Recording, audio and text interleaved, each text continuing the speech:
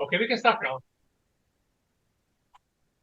Hello, everybody. I'm going to talk about the question of whether literary fictions are thought experiments. And I should focus on two thinkers here, Catherine Elgin, which think they are, and David Egan, who is on the opposite view.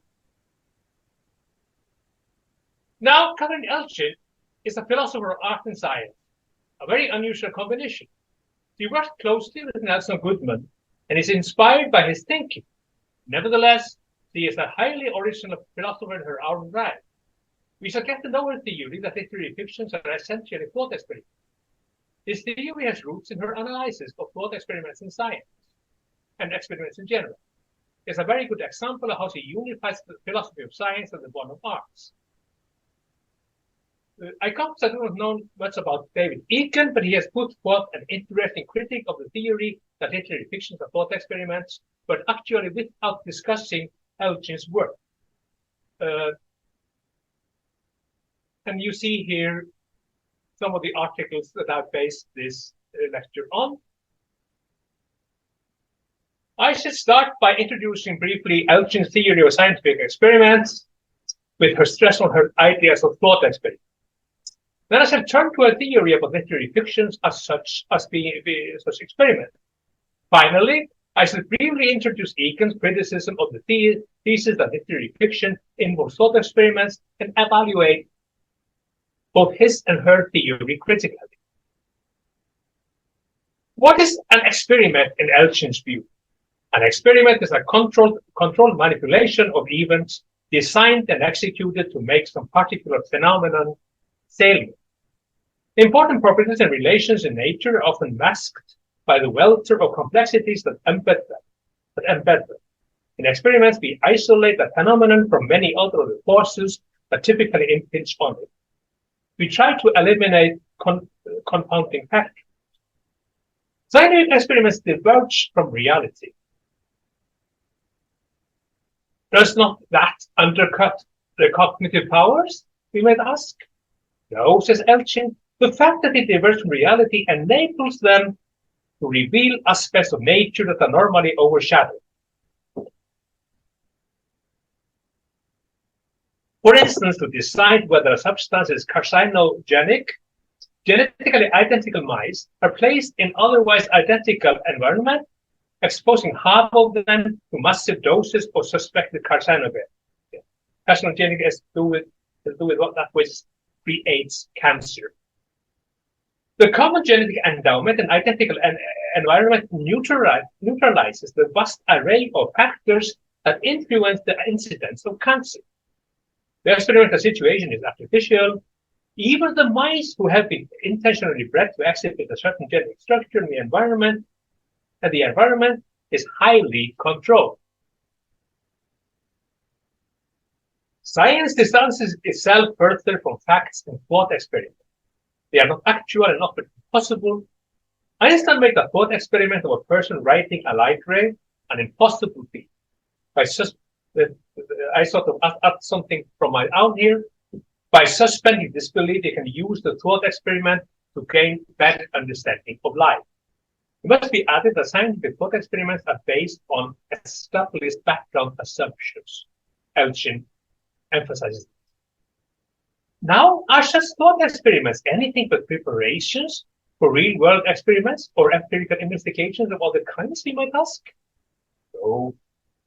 Says Elgin, she responds by saying that this is sometimes the case, but not always.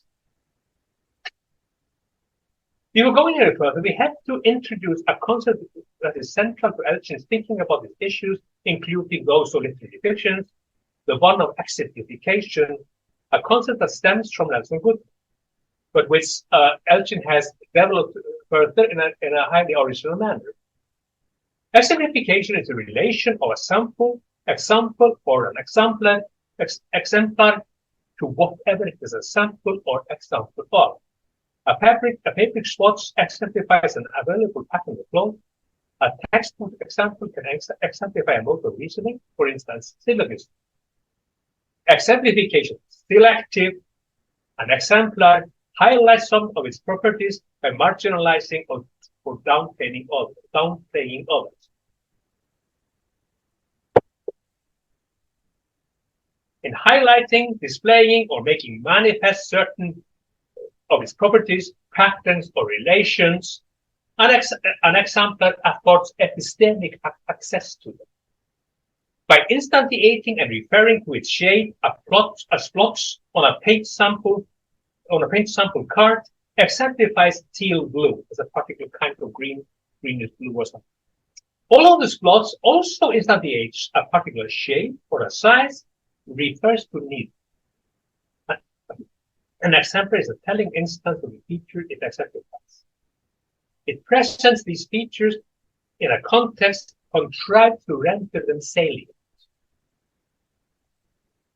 Now, Elgin asks us to look at Galileo's thought example made to critique Aristotle's theory that the rate of the fall of objects was proportional to their weight. Galileo asks us to imagine a boulder tied to a pattern. If Aristotle were right, then it should fall faster because it's heavier, but also at the same time less fast because the pebble is bound to retard the boulder's path. So there's a contradiction here. It will fall faster and at the same time less fast. So of course, there's a contradiction. And a real world experiment would not have made Galileo's case any better. If we say drop objects from towers in order to test the theory, then we cannot exclude the possibility of unrecognized confounding factors being that which explains our findings.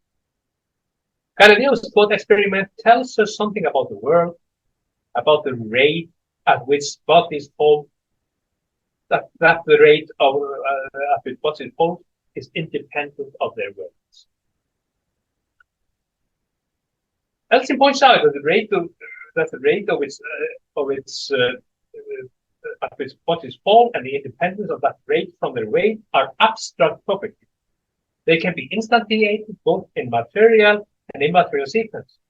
There is no bar to say that via exemplification, a thought experiment affords epistemic access to abstract property. A thought experiment is a representation of abstract features. Galileo's thought experiment exemplifies one part of reality, a modal fact. Material objects have such mode that they cannot but fall in a way which is independent of the weight. Thus, thought experiments can provide us with insight into the realm of concepts. Now, at last, we turn to fiction, literary fiction. Literary fictions are extended and elaborated thought experiments, but unlike the philosophical ones, they are not austere. Unlike the scientific ones, not strongly dependent on fixed shared background. They can presuppose or provide thick description of events, agents, and circumstances.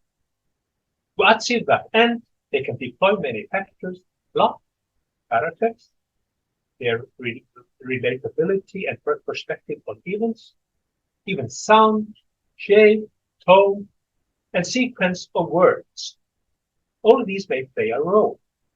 Now, someone might ask whether Elgin overlooked that literary fictions are essentially interpretable scientific thought experiments. No. Elgin maintains that scientific thought experiments are interpretable. He uses the Einstein-Rosen-Podolsky thought experiment as an example. Einstein and Podolsky interpreted it differently.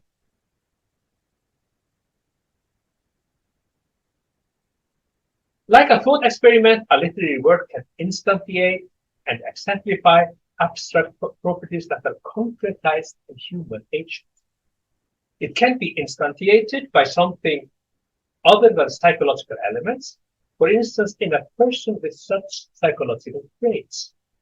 A fiction writer might create a scenario where the pattern is instantiated and exemplified via a sequence of descriptions. He takes the pattern that is embodied in an abstract fact and re-embodies it in fiction. Strictly speaking, the fictional setting is not a pattern of psychological features, but it is a pattern that is or may be instantiated by psychological features. So it affords epistemic access to patterns that we may find ourselves or our fellows instantiate. For instance, Shakespeare's Iago instantiates malevolence.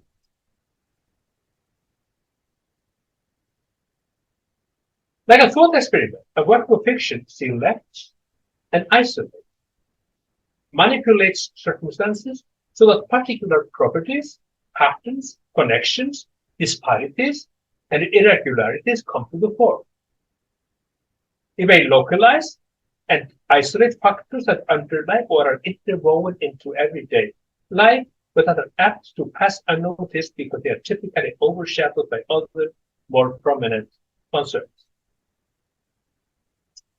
By focusing on 3 or 4 families in a village, Jane Austen, in her novels, devised tightly controlled thought experiments, drastically limiting the factor that affects the protagonist, enabled her to elaborate in detail the consequences of the view that remain. Just as it is no criticism of an experiment with pure water that it neglects the widespread impurities in lakes and streams, it is no criticism of Austen that her novels ignore war and national politics. Then someone might ask, why not real-world study or experiment? Would they not yield more than Austen's fictional tales? No, answered Elgin. We have here the same problem as in the case of Galileo. There are too many forces influencing for the social and moral trajectories of Austen's characters to stand out. A sociological study would be vulnerable to the worry that unexamined factors play an important role. Witness the Galileo experiment. Thus, an empirical study would not yield any direct access to motives or feelings. It would be restricted to patterns of interactions that the investigators happen to. Unlike empirical social science, Austen could construct the personality whose interactions he wants to investigate and put them in situations where their telling features reveal themselves. The world of fiction equips us to adopt alien perspectives, enabling us to see the world as others see it. By adopting alien perspectives, we gain access to other minds.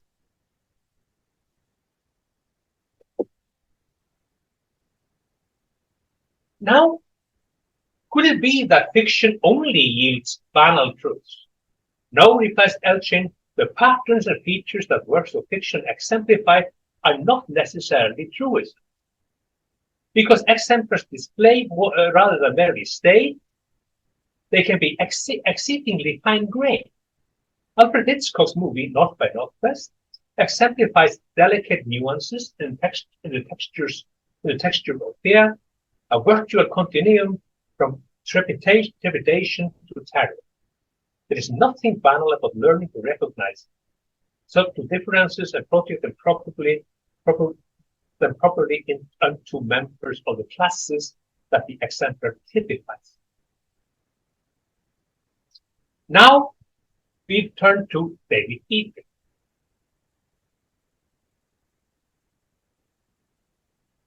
He cast doubt on the possibility of drawing a strong analogy between literary fictions and thought experiments. He does not discuss Elgin's work. He maintains that there is an upshot of this analogy between the two. The first one is that thought experiments have a delimited application in the service of particular arguments, whereas the uses of literary fictions are less clearly defined and more diverse. We often consume literary stories for aesthetic pleasures alone, but we do not approach scientific or philosophical thought experiments in that manner. Egan stresses that he uses the term aesthetic pleasure in a broad sense, ranging from simple fun to hard-won intellectual or spiritual or emotional pleasure that intense engagement with a dense text can provide. The second disanalogy is that there are good reasons to read thought experiments as allegories. Literary fictions are usually too rich for that. The third one is that the terms of criticism are different. More about these two later. Egan says that there are at least three different claims involved in the idea of literary fictions being thought experiments. The first one is the applicability claim. Literary fictions can be used as thought experiments. The second is the cognitive claim, the cognitivist claim. Arguments about the cognitive value of thought experiments can be used in the defense of the cognitive value of literary fiction. The third one is the identity claim. Literary fictions are thought experiments. Egan now surmises that claim one is true, but trivially so.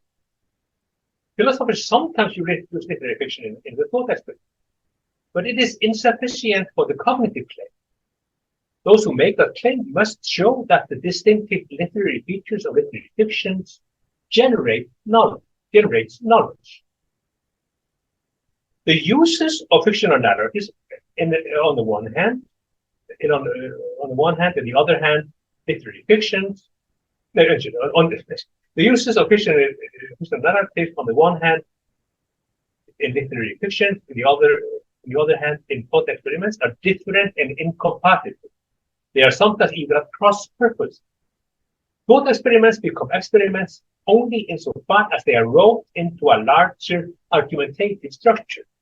The purpose of a thought experiment is exhausted in making a contribution to an argument.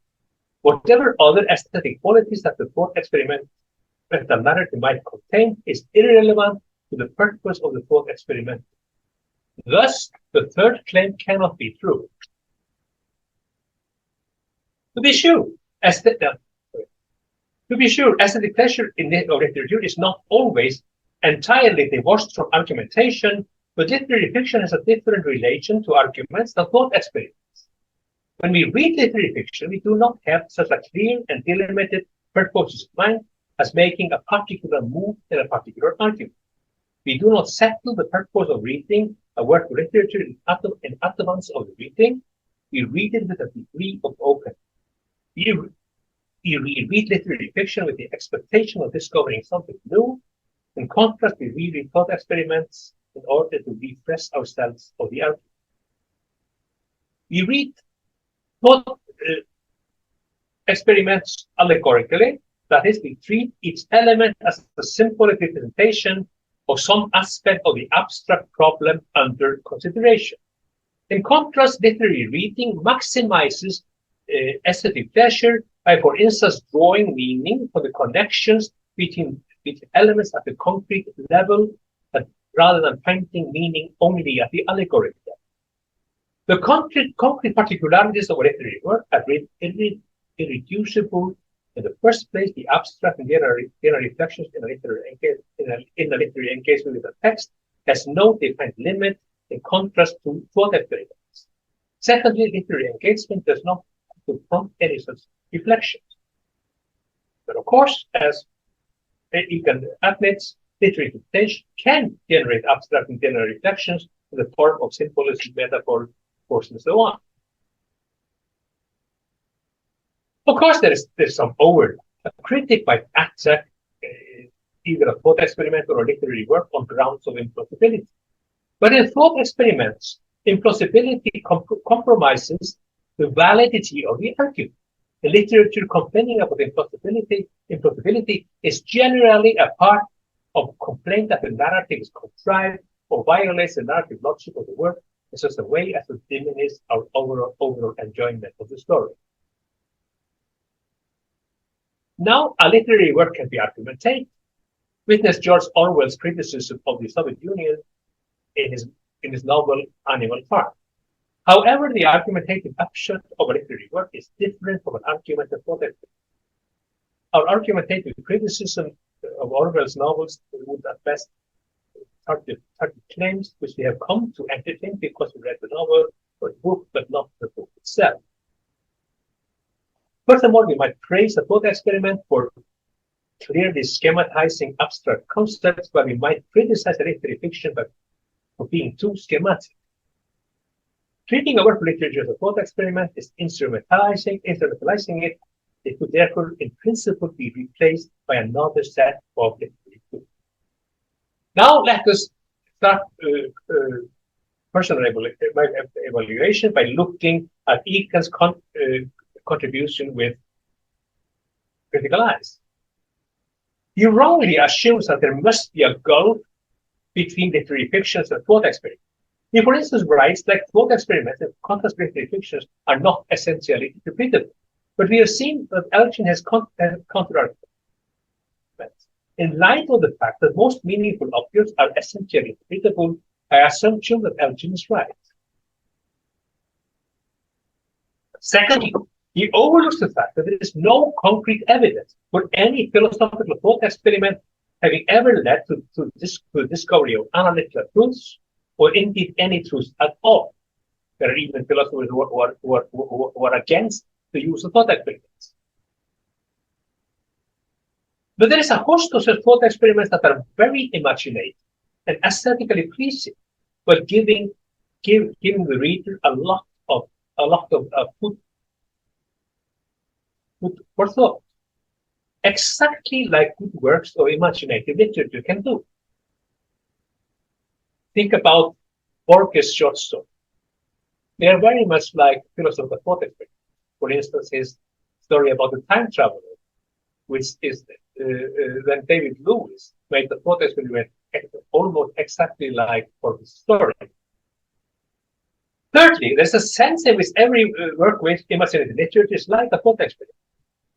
The author invites the reader to imagine characters and situations, pretty much like thought experiments.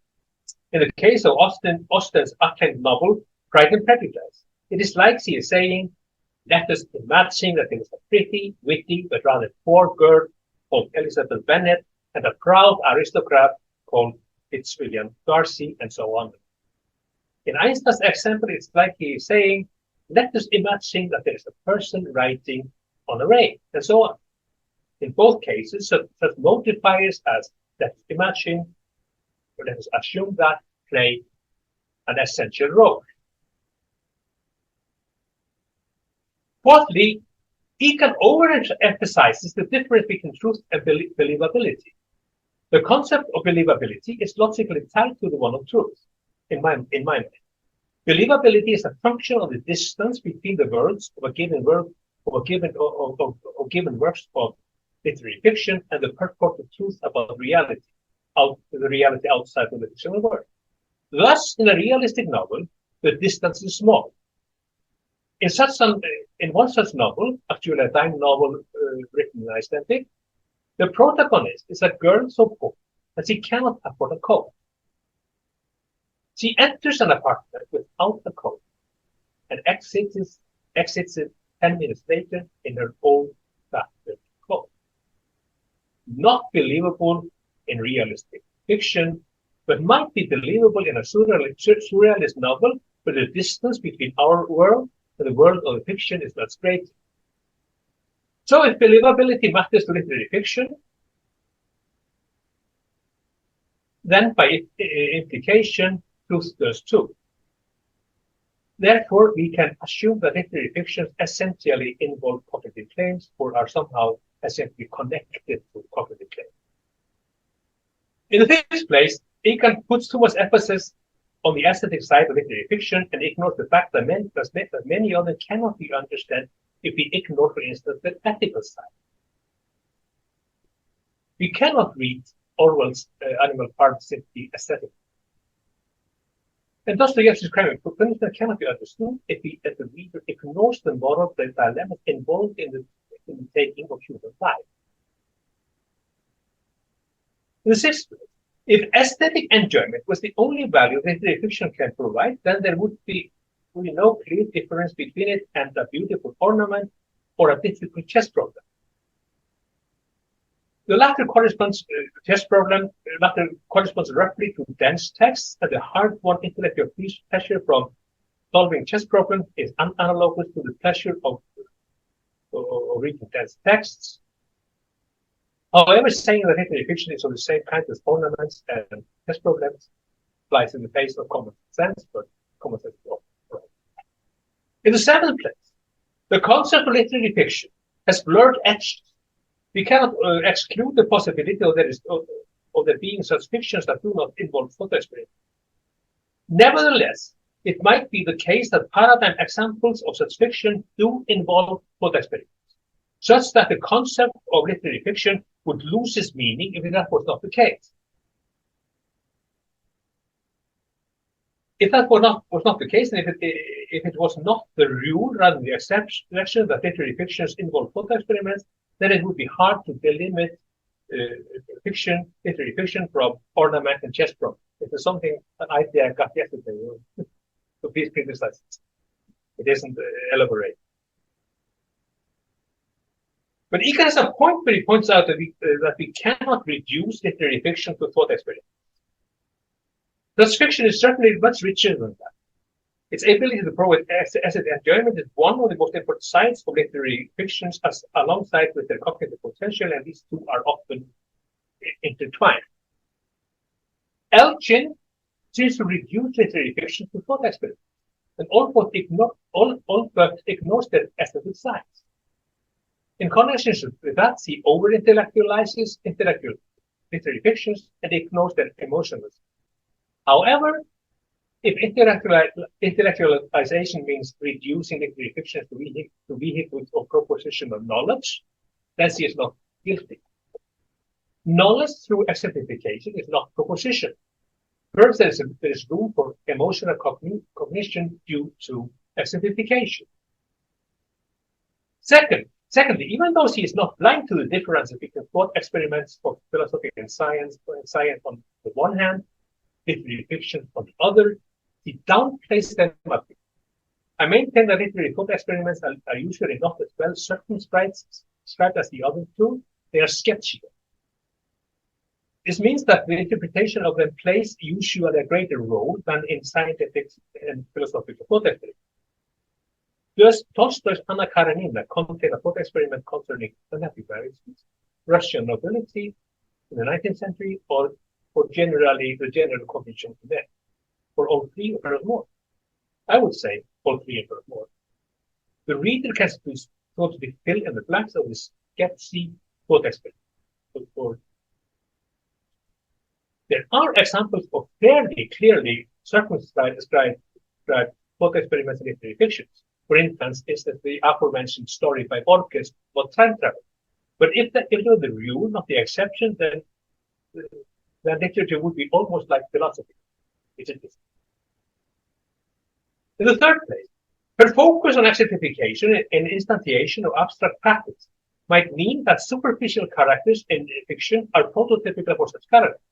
Iago is a rather superficial character, and he exemplifies malevolence brilliantly. Macbeth, on the other hand, and even Lady Macbeth are so complex that they do not exemplify evil in any simple manner. But without complex characters, there would hardly be any serious literary fiction. Without serious literary fiction, there would not be any clear boundary between such fiction and the enjoyment of popcorn and beer. However, there is such a boundary, and hence superficial characters cannot be prototypical literary fiction. Fourthly, Elgin does not answer the question, who performs the thought experiment? Is it the author or the reader or both? I think both do. The performance of the experiment takes place in a way that resembles unintended consequences of social action. It is the product of complex interaction between writer and reader.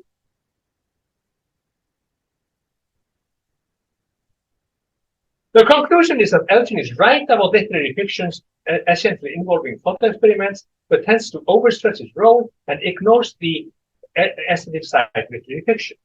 And the difference between Egan is right about the importance of the aesthetic side of literary fiction, but wrong about the not essentially involving thought experiments and cognitive claims. Thanks for listening.